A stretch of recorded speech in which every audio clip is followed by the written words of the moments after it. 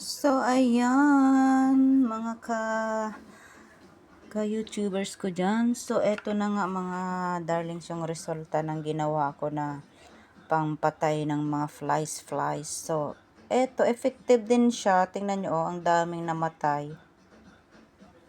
So, ayan. May pinasa kasi sa akin ni Baba yung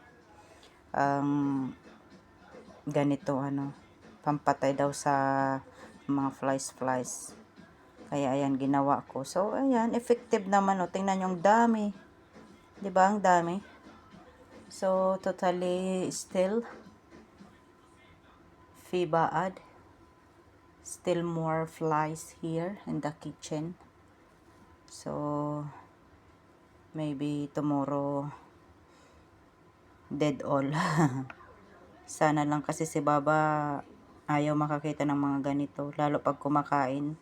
Dumadapo sa pagkain. Kaya nabubwisit ang amo ko. Siyempre naman, sinong hindi mabubisit kapag kumakain ka, may mga naglilipad dyan sa pagkain. Kaya ayan na, nandito, tingnan nyo, ang dami, diba?